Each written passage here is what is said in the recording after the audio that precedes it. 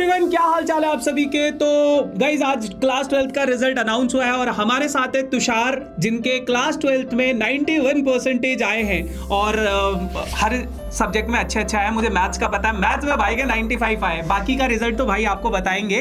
तो यार तुषार, कैसा है घर पे माहौल, कैसा लग रहा है आपको? पापा मम्मी खुश हैं या फिर ऐसा बोल रहे हैं थोड़ा सा और पढ़ लेता तो थोड़ा और नंबर आ जाते? कैसा है घर का माहौल, कैसा है? अभी जब फाइनल रिजल्ट आया उस पे तो मतलब सब खुशी है। मतलब ऐसे किसी ने नहीं बोला कि और अच्छा हो सकता था, क्योंकि जो मेहनत थी उसके जो रिजल्ट थे वो तो सेटिस्फाइड थे। सब मम्मी पापा बहन सब खुश है सर, बहुत खुश है। सब खुश है। आपको कैसा लग रहा है, मतलब आप खुश हो या नहीं हो? हाँ सर, खुश हूँ, बहुत सर, बहुत खुश। जितनी मेहनत करी थी उतना? यस सर, उससे ज्यादा। ग्रेट यार, ग्रेट। सबसे बड़ी, अच्छा उससे ज्यादा है। मतलब क्या एक्सपेक्टेशन क्या थी सर? मुझे मतलब 19 तो ऐसे क्रॉस करना था, तो मेरे दिमाग में था कि उसको कैसे तो करना है मुझे। अच्छा, मतलब आपका मेन अल्टीमेट गोल आपका जेई है, आप जेई के लिए भी प्रिपेयर कर रहे हो, तो 75% तो चाहिए ताकि एलिजिबल हो जाऊं, है ना? तो उतना। अच्छा, ग्रेट यार, ग्रेट ग्रेट ग्रेट। तो बढ़िया यार, बढ़िया है। तो पहले कुछ क्वेश्चन आप पूछ लो, फिर बारी बारी से कर लेते हैं। हाँ ठीक है। तो मैंने वही पूछा ना भाई से, आप पूछो। हाँ, तो मैं तुम्हें ये पूछ रहा था यार, सिर्फ आपके मेहनत पर फोकस हो। अगर आप सिर्फ रिजल्ट को देख रहे हो तो आपको फिर प्रॉब्लम आएगा, क्योंकि अगर एक टेस्ट में ज्यादा आएंगे तो आप बहुत खुश भी हो जाओगे, अगर एक टेस्ट में कम आएंगे तो आप बहुत सैड फील करोगे। लेकिन अगर आपका मोटिव होगा कि सिर्फ मुझे प्रिपरेशन करना है, मैं मेरा बेस्ट दूंगा, तो उसमें आप बहुत खुश रहोगे और फिर आपको मतलब ऐसे डिमोटिवेशन का फील कभी नहीं आएगा। ग्रेट यार, ठीक है, बहुत बढ़िया, बहुत बढ़िया। और दूसरा एक सिंपल सा क्वेश्चन है, तो जेई की प्रिपरेशन करते समय आपने बोर्ड्स को कैसे मैनेज किया था? मतलब कोई स्पेसिफिक सब्जेक्ट के बारे में या पूरी जर्नी के बारे में, कि अगर कोई अदर कॉम्पिटिटिव एग्जामिनेशन की प्रिपरेशन कर रहा है तो वो इस हिसाब से बोर्ड को मैनेज करे। हाँ सर, एक्चुअली ऐसे होता है ना कि जो फिजिक्स केमिस्ट्री और मैथमेटिक्स जो होता है वो कम्प्लीटली सेम होता है जो सिलेबस जेई का होता है, तो उस ज्यादा पूरे साल ध्यान देने की उतनी जरूरत नहीं पड़ती है। लेकिन जो अदर सब्जेक्ट होते हैं जैसे इंग्लिश और फिजिकल एजुकेशन, उसमें आपको थोड़ा सा स्टार्टिंग से मेहनत करनी पड़ती है। तो मैंने एक अराउंड नवंबर से मैंने जो एनसीईआरटी थी उसको रीडिंग करना स्टार्ट कर दिया था, कि मतलब लास्ट पे एंड पे बहुत सारा प्रेशर ना आए मुझ पे। तो एक बार करनी होगी तो फिर जो की पॉइंट्स है वो थोड़े से रिकॉल कर सकते हैं हम इजीली। और लास्ट में जब मैराथन्स हुए थे इंग्लिश के और सारे सब्जेक्ट्स के, तो वो बहुत बेनिफिशियल हुए थे क्योंकि पूरा रिवीजन हो गया था। और बहुत बार ऐसे होता है कि फिजिक्स केमिस्ट्री मैथ्स में की सिलेबस तो पता है, लेकिन जो लिखने की स्ट्रेटेजी होती है वो बहुत इंपॉर्टेंट होती है और वो बहुत अच्छा रोल प्ले करती है पेपर प्रेजेंटेशन में। तो अगर नॉलेज भी आता है लेकिन आपको अगर प्रेजेंट करना नहीं आता तो उसमें दिक्कत हो सकती है। तो हर मतलब कोई भी टॉपिक हो तो उसमें सीबीएसई कैसे पूछ रही उसको मतलब हमको देखना चाहिए, मतलब कौन से फॉर्मेट में पूछ रही है सीबीएसई और उसमें कैसे लिखना होता है। तो अगर वो स्टार्टिंग से करेंगे तो लास्ट पे मतलब बर्डन नहीं आएगा बहुत। बहुत अच्छी बात बताई है, बहुत अच्छी बात बताई तुषार। मतलब ये है ना, हर बार स्टूडेंट की ये कंफ्यूजन हमने फील किया, मतलब वो बैलेंस नहीं कर पाता। वो शुरू में तो ऐसा करता है कि मैं जेई करूंगा, नीट करूंगा, सीयूटी करूंगा, लेकिन आखिरी आते आते दिसंबर आते आते वो ऐसा होता है कि बोर्ड्स भी नहीं हो रही है। तो मतलब अच्छा बैलेंस किया ये उन बच्चों के लिए भी एक अच्छा सजेशन, क्योंकि वो 75% का क्राइटेरिया भी, बोर्ड्स इंपॉर्टेंट है, वो बताना जरूरी है और वो कैसे मैनेज करना वो सीखना जरूरी है। बहुत अच्छी बात बताई तुषार। जाता है कि अगर जेई करेंगे तो बोर्ड्स भी हो जाएगा। वो बात गलत फहमी में होता है कि मतलब फिर आप ओवर कॉन्फिडेंस में चले जाते हैं बोर्ड्स में, फिर वहां पे अगर 1% भी कम हो गया तो फिर बहुत दिक्कत हो जाती है। ग्रेट यार, मतलब अच्छा है। और यही रीजन है कि आपका बोर्ड्स में भी बहुत अच्छा रिजल्ट आया, जेई में तो डेफिनेटली फिर आप फोड़ोगे ही, है ना? हाय तुषार, पहले तो कांग्रेचुलेशंस। यार तुषार, मुझे तुम ये बताओ कि जो मैराथन्स थी, जैसे नेक्स्ट टॉपर्स की जो मैराथन्स थी, उन मैराथन्स ने तुम्हें कैसे हेल्प किया लास्ट मोमेंट पे, जब आपने डिसाइड किया कि ठीक है अब तो मुझे एग्जाम पास आ गया है, तो उस टाइम पर कैसे मैराथन्स ने हेल्प किया आपको? बहुत बड़ी चीज थी मेरे लिए मैराथन की, क्योंकि सिलेबस तो हो जाता है लेकिन मतलब हम जो मैंने बताया आपको, सीबीएसई किन किन चैप्टर्स को किन किन टॉपिक्स को ज्यादा फोकस करती है वो जीएस को ज्यादा पता नहीं होता है, क्योंकि हमको सिलेबस भी पता है। तो बहुत एज मिल जाता है कि हमको समझ में आ जाता है, क्योंकि चीजें हमको आती है, हमको सिर्फ ये पता चलता है कि कौन सी चीज इंपॉर्टेंट है। और अगर रिवीजन उसके साथ हो रहा है तो दोनों के लिए बेनिफिशियल है, जेई के लिए भी और सीबीएसई के लिए भी। और मतलब बहुत फायदेमंद साबित हुआ मेरे लिए मैराथन तो, क्योंकि मैंने तो आपने कुलदीप सर की मैराथन अटेंड करी थी?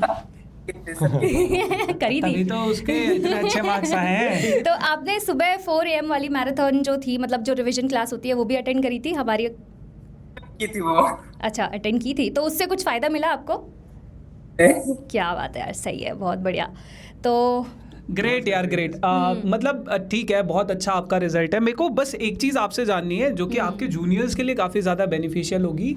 यार कई बार जब हम पढ़ते हैं ना, तो ऐसा होता है कि कुछ टॉपिक्स हमें मुश्किल लगते हैं, तो आप उस टाइम पे उस सिचुएशन में कैसे टैकल करते हो? ज़्यादा प्रैक्टिस करते हो या कम प्रैक्टिस करते हो, सेलेक्टेड क्वेश्चंस करते हो? तो किस तरीके से आपकी उस मोमेंट पे स्ट्रेटेजी होती है, वो मेरे को जाननी है।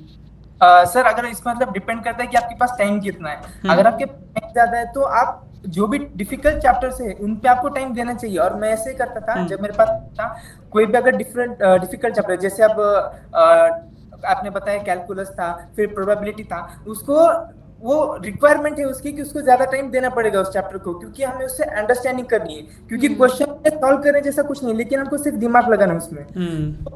ये फिक्स था कि भले ही टाइम ज्यादा लगेगा, लेकिन अगर ये मैं एक बार समझ लूंगा तो ये मुझे बाद में प्रॉब्लम नहीं आएगी उसमें कभी भी।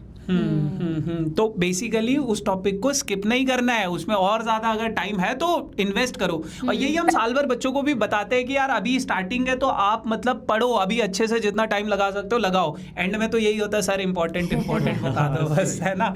तो बढ़िया। स्टार्टिंग में ऐसे नहीं सोचना चाहिए कि ये डिफिकल्ट है मैं लास्ट में कर लूंगा, फिर वो लास्ट में। तो स्टार्टिंग में अगर आपके पास टाइम है तो वो डिफिकल्ट तो आपको करना ही चाहिए, फिर वो लास्ट में होगा ही नहीं फिर डिफिकल्ट।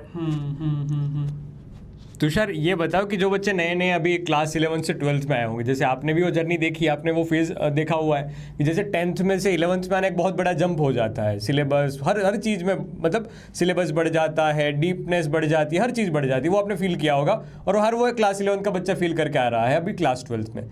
तो उस क्लास 12th वाले बच्चों को कौन सी ऐसी 3 चीज़ें कि जो जिसके बारे में उसको पहले से ही ध्यान रखना चाहिए कि भाई ये गलती तुम मत कर लेना, वरना क्लास 12th में बहुत बड़ी भरपाई करनी पड़ेगी तुम्हें? 3 चीज़ बस। हाँ, सो बेसिकली कि हमको अपना मतलब कॉन्फिडेंस नहीं लूज करना है। कोई भी डिफिकल्ट चीज आ गई तो उसमें कॉन्फिडेंस नहीं लूज करना है, क्योंकि जैसे भी आएंगी कि इजी लगेगी, लेकिन वो मतलब उसमें ज्यादा मिस्टेक्स होंगे। और सेकंड ये कि आपको डिसिप्लिन नहीं खोनी है अपनी, क्योंकि भले ही पहाड़ बड़ा हो, लेकिन उसमें अगर रोज मेहनत करोगे तो वो चढ़ना आसान हो जाएगा। तो अगर सिलेबस ज्यादा भी होगा, लेकिन आपके पास अगर टाइम है, अगर आप आपका डेली शेड्यूल बनाते हो, तो एक बुक को आप 10 दिन में 10 पार्ट में बांटकर बहुत इजीली कर सकते हो।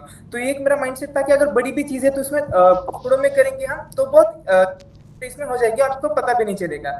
और ये कंसिस्टेंसी तो सबसे मेन ही है, तो वो थर्ड पॉइंट कंसिस्टेंसी। क्योंकि अगर एक दिन 15 घंटे पढ़ रहे हैं और अगले 4 दिन पढ़ रहे हैं तो फिर वो वर्थलेस है ना वो। सही बात। ग्रेट यार, मतलब मेरे को आपसे बात करके ऐसा लग रहा है कि जो भी स्ट्रेटेजीज हम बच्चों को बताते हैं, है ना, या फिर जो भी मतलब हमने सीखी है अपने टीचर से, वो सारी की सारी स्ट्रेटेजीज आपने परफेक्टली फॉलो भी करी है। कि ऐसा नहीं एक दिन पढ़ रहे हो 2 घंटे और अगले दिन पढ़ रहे हो 4 घंटे, फिर पढ़ ही नहीं रहे हो। तो वो सारी चीजें, मतलब दिस इज द रीजन कि आप आज एक अच्छी जगह पे हो। दैट्स ग्रेट यार, बढ़िया। बहुत बढ़िया तुषार। हाँ जी, अपेक्षा जी। यस। तो यार तुषार, मुझे ये भी बताना कि प्रीवियस ईयर क्वेश्चन सॉल्व करने होते हैं, तो तुम बताओ कि प्रीवियस ईयर क्वेश्चन से कुछ फायदा होता है? जैसे कि अगर तुम्हारे जूनियर्स है, अगर उनको बताना पड़े तुम्हें, तो तुम बोलोगे कि मतलब रिकमेंड करोगे प्रीवियस ईयर क्वेश्चन सॉल्व करने हैं या नहीं करने हैं? मैम मेरा तो क्लास के नोट्स के बाद तो प्रेफरेंस, मतलब एक तो एनसीईआरटी जो रिक्वायरमेंट है, उसके बाद तो प्रेफरेंस मेरा पीवाईक्यूज पे ही है, क्योंकि क्वेश्चंस आ जाते हैं, उसके कांसेप्ट सेम रिपीट होते हैं, तो मतलब ज्यादा दिमाग नहीं लगाना पड़ता। क्योंकि मतलब ज्यादा रिसोर्सेस लोगे आप तो फिर आप कंफ्यूजन में ज्यादा रहोगे कि आपको क्या करना है क्या नहीं। अगर आप स्ट्रेट फॉरवर्ड आपके पास एक ही है, अगर मैं बोलता हूँ पीवाईक्यूज करना है तो वो बेस्ट ऑप्शन है, क्योंकि उससे मतलब 40% पेपर वही आ सकता है। तो ट्रू करोगे तो एग्जैक्टली, मतलब सही बोला इसने बिल्कुल कि 40% जो सिलेबस होता है, मतलब जो भी क्वेश्चंस होते हैं वो आपको पीवाईक्यू से मिल जाते हैं। वो देखे देखे आपको क्वेश्चन आपके एग्जाम में दिख जाएंगे।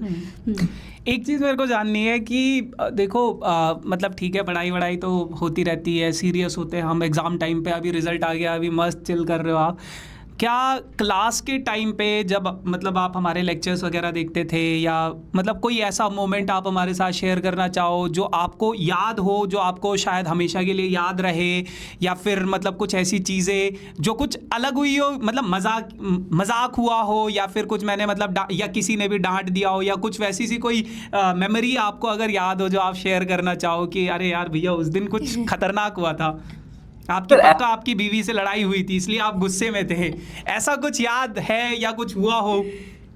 ऐसे जैसे कुछ याद नहीं, लेकिन एक मैराथन में आपने एक कमेंट सेक्शन में एक लड़का बहुत परेशान करा था, तो उसने मतलब उसको आपने इतना डांटा था कि मतलब वो अगले 4-5 मैराथन में तो आया ही नहीं था। हाँ, डर गया होगा बेचारा, ये क्या पता मैंने ब्लॉक ही कर दिया उसको। बट अच्छा सही है यार, सही है, ग्रेट। रवि सर के मैराथन में एक खुशी नाम का कैरेक्टर है, तो वो बहुत मस्त अच्छा, खुशी नाम का, हाँ सही है, ये सही तो है, पूछना सही पड़ेगा रवि सर से। रवि सर से पूछना पड़ेगा ये खुशी है कौन आखिरकार। सही है, तो बढ़िया यार, बढ़िया है, और ऑल दी वेरी बेस्ट आपको आगे की जर्नी के लिए, है ना। ऐसे ही मचाते रहो, फोड़ते रहो, और पेरेंट्स का, अपने टीचर्स का, अपना नाम रोशन करो, प्राउड फील करवाओ, खुद भी प्राउड फील करो, है ना। और तो, जेई में भी अच्छे रैंक लेकर आना, ठीक है, चलो फिर, bye bye. Bye bye. Thank you so much बेटा, थैंक यू सो मच।